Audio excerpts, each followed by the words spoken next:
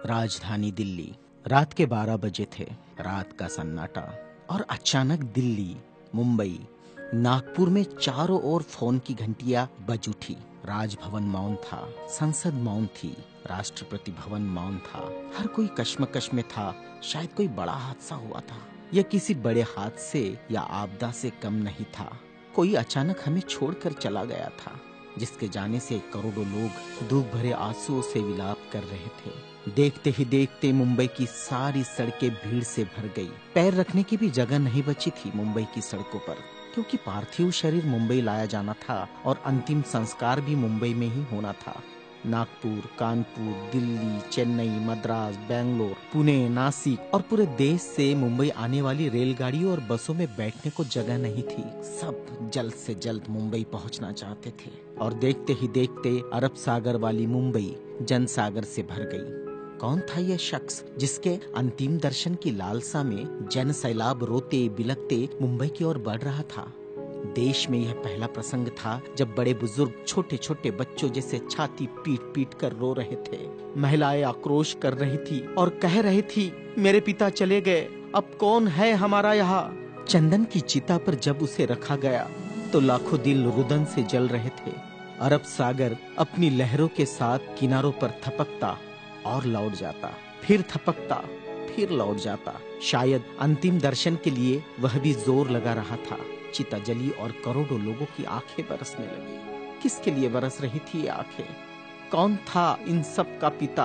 किसकी जलती चिता को देखकर जल रहे थे करोड़ों दिलों के अग्निकुंड? कौन था यह जो छोड़ गया था इनके दिलों में आंधिया? कौन था वह जिसके नाम मात्र लेने से गरज उठती थी बिजलियां, मन से मस्तिष्क तक दौड़ जाता था ऊर्जा का प्रवाह? कौन था वह शख्स जिसने छीन लिए थे खाली काश से इनके हाथों से और थमा दी थी कलम लिखने के लिए एक नया इतिहास?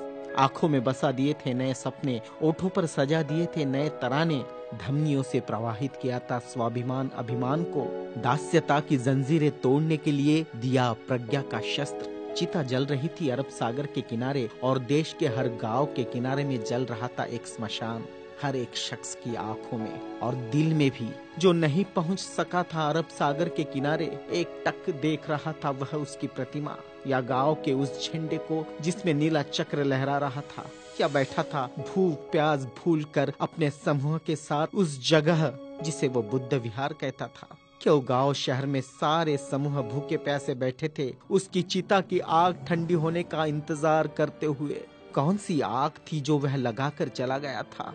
क्या विद्रोह की आग थी या थी वह संघर्ष की आग? भूखे नंगे बदनों को कपड़ों से ढकने की थी आग? असमानता की धज्जियां उड़ाकर समानता प्रस्थापित करने की आग? चवदार तालाब पर जलाई हुई आग अब बुझने का नाम नहीं ले रही थी। धू धू जलती मनुस्मृति धुएं के साथ खत्म हुई थी। क्या यह वह आग थी जो जलाकर चला गया था? वह सारे ज्ञानपीठ, स्कूल, कॉलेज मरुभूमि जैसे लग रहे थे। युवा युवतियों की कलकलाहट आज मौन थी। जिन्होंने हाथ में कलम थमाई, शिक्षा का महत्व समझाया, जीने का मकसद दिया, राष्ट्र प्रेम की ओतप्रोत भावना जगाई, वह युगंधर, वह प्रज्ञा सूर्य काल के कपाल से ढल गया था। जिस प्रज्ञा तेज ने चेहरे पर रोशनियां बखेरी थी, क्या वह अंधेरे में गुम हो रहा था? बड़ी अजीब कश्मकश थी। भारत का महान पत्रकार, अर्थशास्त्री, दूरदृष्टा क्या दृष्टि से ओझल हो जाएगा? सारे मिलों पर ऐसा लग रहा था जैसे हड़ताल चल रही हो। सुबह शाम आवाज देकर जगाने वाली धुआं भरी चिमनियां भी आज चुपचाप थी। खेतों में हल नहीं चला पाया किसान। क्यों? सारे ऑफिस, सारे कोर्ट, सारी कचहरियां सूनी हो गई, जैसे सूना हो जाता है बेटी के विदा होने के बाद बाप का आंगन। सारे खेतीहर मजदूर, किसान असमंजस में थे। ये क्या हुआ? उनके सिर का छत्र छीन गया। वह जो चंदन की चिता पर जल रहा है, उसने ही तो जलाई थी जबरान जोत।